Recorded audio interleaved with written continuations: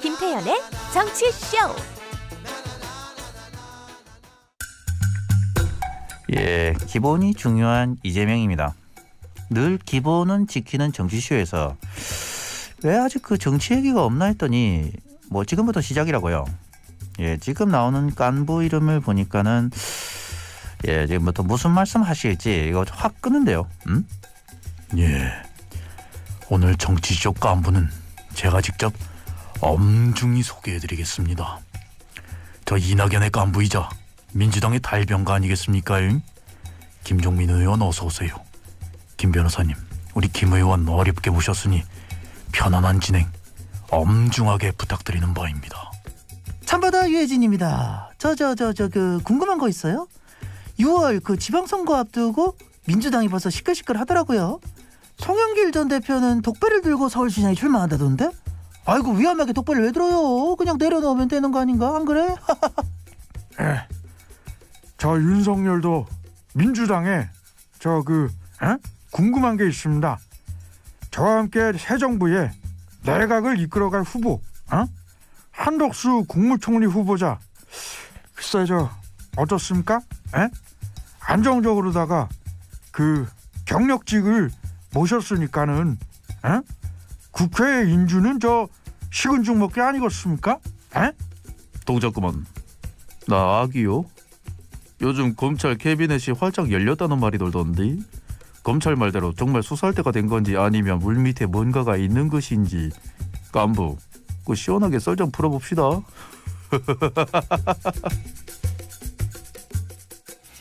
김태현의 정치쇼 초대석 우린 깐부잖아.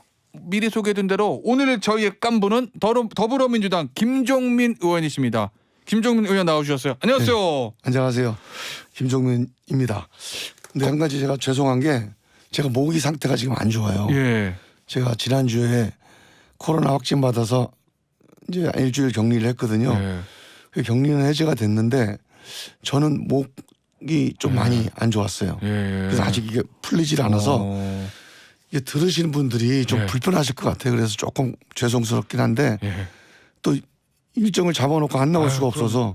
그래서 저희와 저희 청취자분들은 고마워하실 거예요. 왜냐하면 김종민 의원님께서 미리 약속을 해주셨는데 사실은 나 코로나 해제 얼마 전에 끝나서 목 상태가 안 좋아서 못 나갑니다. 이렇게 하실 수도 있는데 약속을 지켜주시기 위해서 이 아픔 안 좋은 목 상태에도 불구하고 나와주셔서 저희 너무 감사드리고요. 아마 저희 청취자분들 다 이해해 주시고 더 오히려 더 감사드릴 겁니다. 먼저 오늘 역시 민주당 소속이시고 그다음에 법사위원도 하셨으니까 글쎄요 인사청문 위원으로 들어가실지는 아직 모르겠는데 한덕수 총리 후보자 얘기부터 좀 해볼게요. 한덕수 총리 후보자가 보면은 노무현 정부 때 경제부총리 그다음에 국무총리 했었고 그런데 우리 김종민 의원께서도 노무현 정부 당시에 청와대 근무하셨었잖아요. 그렇죠. 혹시 개인적인 좀 인연이 있으십니까? 한덕수 총리 후보자에 대해서 당시에? 제가 그때 이제 청와대 대변인도 하고 그랬으니까 국무회의나 대통령 관련 회의 때 자주 뵀었죠. 그래서 사실상 노무현 정부 참여정부 내내 함께했던 그런 물론 관련 출신입니다. 정치인 출신은 아니지만 함께했던 분이고 사실 이제 거슬러 올라가면 김대중 정부 시절부터 이제 함께했던 그런 이제 관료 출신이고 이분이 이제 고건 총리가 노무현 대통령이 탄핵을 당했잖아요. 탄핵 국회에서요. 국회에서 탄핵 의결을 받았을 때 탄핵 청구됐을 때 그 권한대행 기간 그때 이제 고건 총리를 모시고 함께 그 권한대행 기간을 국무조정실장인가로 아마 일을 하셨을 겁니다. 그래서 상당히 그때 좀 약간 인상적이었고 그때 이런저런 말들이 있었는데 이제 본인은 사실관계는 약간 다르다. 그래서 크게 문제가 되진 않았고 그 이후에 경제부총리 마지막에는 총리까지 하셨어요. 그럼 사실은 글쎄 이건 관료 출신들은 우리 사람이다 아니다라고 평가는 좀 우습긴 한데 관료의 인생의 정점을 노무현 정부에서 하셨던 분이잖아요. 한덕수 총리 후보자가. 그렇죠. 아마 그런 점들을 감안해서 윤석열 당선인도 아마 총리로 후보로 내정하지 않았을까 하는 관측도 있는데 어떻습니까? 민주당에서 지금 인사청문 TF를 꾸리고 검증을 할 때 과거에 우리랑 같이 일했던 사람이고 당시에 총리로서 우리도 임명을 해서 인사청문회 통과했던 사람이고 아주 날카로운 송곳 검증하기는 좀 부담스러운 측면이 있는 건 사실 아닌가요? 근데 그거는 조금 전 다르다고 보고요. 예. 우리 편이라서 봐준다. 예. 이건 또 아니잖아요. 뭐 그렇긴 하죠. 네, 그래서 엄격하게 그거는 보면은. 내가 보기에는 아닐 것 같고 우리 편이 아니면 의도적으로 네. 좀 악의적으로 공격한다. 뭐 이런 이제 예단이 좀 깔려 있는 거예요. 원래 예. 우리 인사청문회가 그렇게 흘러가는 거 아니냐. 아, 그렇게 과거예요? 보는 건데 예. 저는 이제 네 편 내 편이 중요한 게 아니고 이제 제대로 된 인사청문회를 좀 해야 된다. 그런 생각이고요. 저는 이제 그 한덕수 지금 후보자요? 후보자라고 봐야 되죠. 예. 한덕수 후보자께서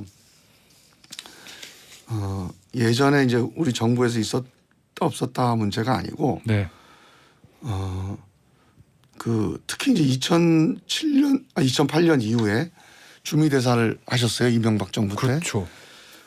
그러니까 전임 정부에서 총리하신 분이 바로 또 이제 다음 정부에 직을 맡은 게 그게 이제 약간 협력 정치, 예. 연합 정치 그런 개념이면 뭐 괜찮아요. 예. 그런데 개인적으로 그렇게 하는 거는 그게 이제 정무직이 가는 길은 아니라고 좀 봅니다. 그런 점에서 좀 그게 그때도 약간 의아했어요. 예. 굳이 그랬어야 됐을까? 뭐 그런 게 하나 있었고. 그 당시에 한덕수 당시에 이제 주미 대사의 예. 선택이 국익을 위한 거기보다는 개인의 영달을 위한 거다. 뭐 이렇게 보시는 아니, 꼭 건가요? 그렇게까지는 아닌데 적어도 정무직이라고 하는 책임성 예. 이라는 측면에서 보면 국민들에게 정무적 책임을 예.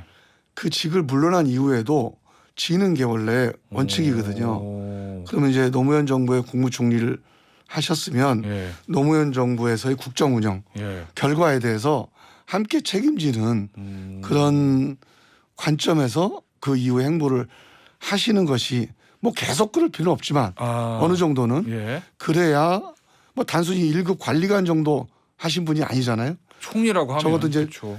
차관 이상의 정무직이라고 하는 거는 예. 우리가 일반직과 정무직을 구분하는 이유가 정무직은 기본적으로 정치적 책임을 지는 자리다 네. 해서 별도로 일반직 공무원 사표를 쓰고 하게 되는 거란 말이죠.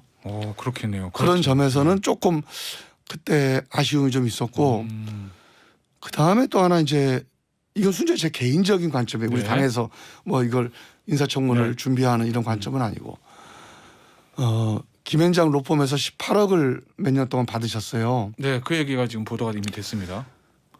그것도 저는 쉬운 문제는 아닙니다. 쉬운 문제가 아니라는 건 인사청문회 허들을 넘기에 쉬운 문제가 아니라는 취지신가요? 그렇죠. 국민들께서 네. 그 문제를 신임 정부의 국무총리의 자격에서 별거 아닌 걸로 보실지 아니면 자 김현장이라고 하는 우리 사회의 가장 어떻게 보면 제일 엘리트 집단 아닙니까? 그렇죠. 엘리트를 대변하는 집단이에요. 이 집단 자체가 법률적으로 엘리트라고 그래서 이거 자체가 뭐 엘리트 조직은 그러니까 엘리트 조직이 문제가 아니고 그 사람이 똑똑하다. 엘리트다가 문제가 아니라 우리 사회의 제일 상층 집단을 주로 대변하고 있는 역할을 해요. 저는 그걸 나무랄 필요는 없습니다. 네. 로펌은 그거 할 수 있는 거죠. 네. 근데 여기에 공직을 하셨던 분이 가게 되면 저는 그 다음에는 그 다음 공직은 안 하시는 걸 전제로 가시는 게 저는 뭐 자문을 하던 뭐 그건 자유라고 볼 수 있죠. 네. 그 대신 이제 공직 이후에 일정한 기간을 거쳐서 어느 정도 그 공직의 영향력을 행사하지 않겠다는 신뢰가 있을 때 그때 가시는 게 좋고 만약에 간다면 네. 그 다음에는 다시 공직을 하는 거에 대해서는 조금 정리를 하시는 게 좀 맞다고 봐요. 왜냐하면 그냥 방송사의 자문관을 한 게 아니에요. 네. 그냥 그냥 일반 중소기업 자문관을 한 게 아니고 네.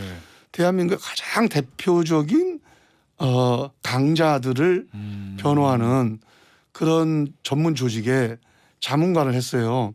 거기에서 18억을 받았는데 앞으로 거기에서 사건을 맡기는 대기업이든지 외국 기업이든지 아니면 우리 사회의 기득권층이 네. 김현장을 통해서 어떤 일을 해결할 때 한덕수 총리와의 관계를 기대하고 거기다 뭘 맡길 수도 있지 않겠습니까? 그리고 저는 한덕수 총리의 인격에 대해서 신뢰를 합니다. 네. 평생을 공직을 하셨던 분이어서 네. 저는 공과 사회 구분은 매우 엄격할 거다 생각은 하지만 정무직은 주관적인 신뢰 또는 주관적인 자격으로 해결되는 게 아니고 국민의 신뢰를 통해서 완성되는 거거든요. 네. 그러니까 아무리 자기는 결백하다 하더라도 국민들이 신뢰를 못하면 그 정무직으로서의 역할하기가 되게 어려워요. 예. 그런 점에서 저는 18억씩이나 받았는데 예. 김현장과의 관계에서 독립적이고 공정할 수 있을까에 대한 국민들의 어떤 의구심 이런 점을 어떻게 해결할 수 있을지 그게 좀 궁금합니다. 말씀 들어보니까 의원님께서는 단순히 이게 자물쇠 많고 적음보다 소위 말하는 우리 사회 이제 김행장식 회전문 인사라는 얘기들 하잖아요. 네. 고위 관료하다가 김행장 고문 갔다가 다시 고위 관료 나가는 그 행위 요거 자체에 대해서 좀 비판적인 저는 시각을 좀 개선해야 된다고 봅니다. 왜냐하면 지금까지는 예. 이게 민간이잖아요. 예. 민간이고 로펌이 우리가 로비스트법이 없기 때문에 예. 로펌의 기능이 이런 정책이나 정부에 대해서 이른바 대관 업무 기능이 예. 좀 필요하다고 봅니다. 필요는 하다. 예, 기본적으로. 필요해요. 예. 그런데 그걸 할 때 예. 직접적으로 만약에 관여했던 사람은 예. 사실은 다시 정부직에 가는 거는 맞질 않아요. 정부직을 하다가 네. 민간으로 가서 대관 업무하면 거기서 캐리어를 마감을 하는 게 맞지. 다시 정부로 돌아오는 거는 뭐 실무직이면 괜찮죠. 예, 그런데 예. 이제 적어도 국무총리급이면 이 정치적 신뢰를 받기가 쉽지가 않거든요. 그러면 제가 보기엔 최소한 한 3년에서 5년 예. 정도 다른 어떤 과정을 거쳐서 이쪽과의 어떤 정치적인 이해관계가 상당히 좀 단절됐다. 예. 이런 뭐 절차나 과정들이 있으면은 모를까 바로 회전문식으로 가는 거는 저는 조금 안 맞다고 봅니다. 알겠습니다. 혹시 인사청문위원으로 들어가십니까, 김종인 의원? 법사위원 하셨으니까 들어가실 것 같기도 한데 왠지. 꼭 법사위라고 들어가는 건 아니고요. 예. 그건 국무총리 인사청문위원은 전적으로 원내대표가 별도로 구성합니다. 원내대표가 박홍구 원내대표가 예. 별도로요. 예. 혹시 목 상태가 이래가지고 그때까지는 나으시겠죠. 왠지 김종인 의원이 그 인사청문위원으로 들어가시면 굉장히 공정하고 날카롭게 질문하실 것 같은 생각이 제가 지금 들어서 여쭤봤고요. 민주당 얘기 좀 해볼게요. 네. 지금 뭐 민주당 제일 언론지상에 많이 보도되는 게 그거잖아요. 송영길 전 대표의 서울시장 출마 문제. 오늘 아침에 한 조간신문을 보니까 송영길 전 대표의 서울시장 출마가 불가하다라는 의원들도 계시고 불가피하다라는 의원들도 계신다고 하던데 김종민 의원은 불가론입니까? 불가피론입니까? 어느 쪽이세요? 이게 개인의 참정권에 관련된 예. 쟁점이기 때문에 예.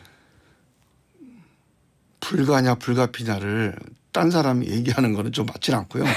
그런가요? 그건 이제 위헌적입니다. 위헌적이다. 네, 그건 전적으로 그 사람의 피선거권을 행사할 수 있는 예. 송영길 대표의 전적인 판단의 문제인데 예. 저는 불이해, 이해가 잘 안 가요. 이해가 잘 가지 않는다. 어떤 점에서 그러신 거죠? 그냥 딱 한 가지 얘기하면 예. 몇 가지 이유가 있는데 제일 저는 핵심적인 거는 민주당이 졌잖아요. 네. 그 반성하자고 했어요. 네. 반성해야죠. 근데 그 반성하자고 하면서 제일 상징적으로 한 유일한 행동이 뭡니까? 당대표 사퇴. 지도부 사퇴예요. 네. 사퇴한 지도부가 지금 민주당의 대선 패배에 따른 반성의 상징입니다. 근데 우리가 잘 생각해 보니까 그래도 잘 싸웠어. 졌지만 잘 싸웠어. 다시 한번 해볼래. 밖에 안 났어. 뭐 이런. 이래버리면 국민들이 민주당이 반성한다고 신뢰를 하겠습니까? 저는 이게 잘 이해가 안 가요. 적어도 개인적으로는 뭐 그분이 서울시장 가능성이 있는지 서울시장 자격이 되는지 이건 다 변론입니다. 그럼 그 다음 문제고 예. 전직 대표로서 바로 한 달도 안 된 잉크도 안 마른 그 사퇴문 예. 내 잉크도 마르기 전에 다시 사퇴 무효 나는 한번 다시 해보려 해. 이거는 맞지 않다고 봅니다. 그래서 이거는 민주당의 반성과 성찰을 가로막는 거예요. 저는 송영길 대표한테 정말 간곡하게 부탁드리는데 민주당이 지금 정말로 제대로 반성을 해야 됩니다. 예. 제대로 성찰해야 되고 단지 뭐 이재명 후보나 선거운동 반성 정도가 아니고 예. 물론 그것도 반성을 해야죠. 뭐 민주당 문재인이 잘못했고 이재명은 잘했다. 이것도 저는 말이 안 된다고 봅니다. 이재명 후보도 반성해야 되고 우리 선거 전략도 반성해야 되고 문재인 정부 운영도 정말로 처절하게 반성을 해야 되고 예. 길게는 저는 87년 이후에 이른바 우리 386 정치 30년 전체를 한번 근본에서부터 우리 테이블 위에 올려놓고 예. 따져봐야 되고 돌이켜야 된다. 이번 대선 패배를 기회로 민주당이 다시 그렇습니다. 태어나는 네, 길을 네. 가야 된다. 그 이런 정도의 뜻이죠. 반성이 아니면 예. 그 정도 반성할 거 아니면 정말 정치 고만할 각오로 정말 임해야 된다고 봐요 저는. 예. 이거 되게 중요한 사건입니다. 이번 대통령 선거가. 어떤 점에서 그런 거죠? 탄핵을 당한 정당을 5년 만에 복권시켜준 선거예요. 지금 역대에 우리가 상대했던 대선 후보 중에 가장 약체 후보였습니다. 윤석열 후보가. 예. 정치를 한 번도 안 해본 사람이에요. 예. 아무리 국민적 인기가 있고 그걸 떠나서 대한민국 대통령을 국민들이 이렇게 쉽게 허술하게 뽑지 않습니다. 네. 정치를 한 번도 안 해본 검찰총장 출신을 예. 대통령으로 선출해줬다고 하는 것은 민주당이든 민주당 후보든 예. 못 믿겠다는 거거든요. 그러니까 이 불신의 예. 뿌리가 어느 정도인지 제대로 가늠을 해야 돼요. 저는 그런 점에서 오히려 이거는 우리에게 짧게는 우리한테 아픈 패배지만 근본적으로 길게 보면 이렇게 아파야 한번 앓고 나면서 다시 몸 정비를 할 수 있는 거야. MRI도 한번 찍어보고 예, 예. 어디에 문제가 있는지. 예. 그냥 대충 아까진기 바르고 다시 뛰자 이러면 안 돼요. MRI 찍어보고 근본적으로 수술할 거 수술하고 가야 됩니다. 그런 기회입니다 지금이. 근데 다시 위에다가 빨간 약 바르고 다시 뛰자. 이거는 안 됩니다. 그러면 완전히 저 밑부터 전부 다 민주당 바꾸는 근본적인 개혁을 해야 된다 이런 취지신 것 같은데. 맞습니다. 그러면 지금 예를 들면 윤호중 원내대표도 네. 당시 이제 대선 때 넘버 2였고 속담 당에 네. 윤호중 원내대표가 이끌고는 비대위 체제도 해산하고 완전히 새로 꾸려야 된다 이런 게까지 그런 거를 건가요? 하기 위한 하나의 방식으로 비대위를 만든 거죠. 예. 거기에 이제 뭐 비대위는 새로 구성이 됐기 때문에 예. 저는 비대위 구성의 면면에 대해서 이게 적합하냐 아니냐 이걸 논하고 싶지는 않아요. 만약에 지금 시작한다 그러면 저도 의견을 내겠죠. 아 이미 근데 시작되고 이미 있으니까. 돼서 굴러가고 있는 걸 예. 다시 그만둬라 하는 건 또 안 되니까 저는 그거는 논할 필요는 없는데 비대위 자체는 예. 지금 제가 얘기한 걸 해야 되는 사람들이에요. 아. 근데 근데 어떤 걸 해야 될까요? 일반론적이거나 추상적인 얘기. 근본적인 반성과 성찰 그리고 네. 근본적인 변화를 해야죠. 우리가 지방선거 얘기를 해요 지금. 예. 지방선거 그래도 이겨야 되지 않냐. 예. 이걸 하면 지방선거 이길 수 있어요. 그, 정말로 이 친구들이 정말 이번에 근본적으로 반성하고 근본적으로 변화하는구나. 남은 2달 동안. 예. 이런 모습을 보이면 100% 이깁니다. 지금 윤석열 정부에 대해서 국민들이 별로 신뢰를 안 합니다. 그러니까 우리가 예상했듯이 이번 선거 이기면 그 정당이 지방선거 무조건 이긴다. 이거 아니에요. 그 등식은 그렇지 떼겠다. 않습니다. 예. 그런 신뢰를 지금 이른바 이제 그 집권 프리미엄 같은 게 없어요 지금. 네. 거기 0.7이라고 하는 게 그런 의미가 있는 거죠. 그래서 저는 윤석열 후보도 또 국민의힘도 승자가 아닙니다. 이번 선거에 승자는 없어요. 네. 다 졌어요. 네. 각자 진자리에서 어떻게 다시 일어날까를 고민해야 되는 선거지 우리가 이겼다 그렇게 고개 드는 순간 저는 망한다고 봐요. 그런 점에서 저는 우리가 반성 잘하고 변화를 제대로 하면 이번 선거 이길 수 있다. 그런 기조로 가야 된다고 보고요. 그 변화와 반성은 단순히 뭐 이재명 싫어하는 사람 이재명이 잘못했다. 문재인 싫어하는 사람 문재인이 잘못했다. 뭐 386 싫어하면 386이 잘못했다. 이거 아닙니다. 다 책임이 있고 다 잘못해서 다 같이 우리가 요단강 가서 세례받자. 그렇게 가야 이 선거를 새롭게 우리가 승화시킬 수가 있다. 그러면 예를 들면 경기도지사의 후보로는 지금 뭐 외부에서 수혈이라는 표현을 쓰면 김동연 전 새로물결 대표가 뭐 유력하게 떠오르는 것 같은데 네. 서울시장 후보도 네. 뭐 김동연 전 대표가 지금 외부에서 수혈하는 인사라든지 뭐 예를 들면 뭐 박주민 의원 같은 네. 뭐 또는 박용진 의원 같은 586 세대가 아닌 새로운 세대가 후보를 내보내면 그 선거 결과에 상관없이 뭔가 민주당의 반성과 혁신의 모습을 보여줄 수 있다 이렇게 보시는 건가요? 저는요 반성과 혁신이 네. 그러니까 사람을 자꾸 배제하는 쪽으로 가는 거는 저는 맞지 않다고 봐요. 네. 그러니까 사람을 배제하는 건 저 사람이 구제불능이다. 그럴 때 고만시키는 거죠. 예를 들면 팔다리를 잘라내는 거예요. 이건 썩어서 잘라내는 거지. 그래도 고칠 수 있으면 항생제 투입하고 항암제 투입해서 가져가야죠. 지금 예를 들어 대표나 지도부가 그만뒀다고 하는 것은 기본적으로 개복투수라는 정도라고 봐야지 팔다리 잘라내자는 건 아닙니다. 네. 지금 민주당이 근본적으로 반성한다고 그래서 옛날에 했던 사람 다 집에 가라. 네. 저는 이거는 이제 국민의힘이나 오히려 이제 보수 뭐 언론이나 보수 진영에서 민주당을 어떻게 보면 약화시키기 위해서 주장하는 논리지. 네. 저는 집에 가라, 그만둬라, 정계 은퇴해라. 이거는 반성의 올바른 길이 아니라고 봅니다. 그 사람들이 정말 본인들이 책임 있게 반성을 하면 그게 제일 좋은 거예요. 본인들이 책임 있게 반성하는 거. 그래서 그걸 보고 아 저거 그냥 껍데기만 반성이야. 그러면 실패하는 거고 네. 그러면 망하는 거고요. 아 저 사람들이 지금까지 해오던 거하고는 다르게 제대로 반성하는구나. 그러면 성공하는 겁니다. 그 위에서 다시 하면 그 위에 그 우상호가 나오든 박영선이 나오든 괜찮아요. 그건 상관없다는 왜 말씀이시군요. 사람이 네. 문제입니까? 그 사람들이 잘한 것도 있고 잘못한 것도 있죠. 근데 사람을 무조건 다 제껴야 된다는 아니고 네. 그래서 저는 이 후보는 송영기 나오든 이낙연이 나오든 우상호가 나오든이 중요한 게 그건 아니고 중요한 게 아니다. 우리 당 전체가 이런 반성의 기조 위에서 그 기조 위에서 그런 후보가 나오고 그런 후보가 만약에 적임자가 없다면 선거는 이겨야 되잖아요. 오세훈하고 싸워서 이길 사람이 나가야죠. 네. 그런 사람이 도저히 없다. 최선을 다해 찾아보고 하다못해 지금은 이제 이미 시간이 들어서 안 되지만 아 이재명 후보라도 만약에 필요하다고 하면 나갈 수 있죠. 근데 없으면 아예 새로운 인물로 한번 도전해 보는 것도 방법이다. 알겠습니다. 오늘 여기서 마무리하도록 하겠습니다. 지금까지 더불어민주당의 김정민 의원이셨습니다. 감사합니다. 예.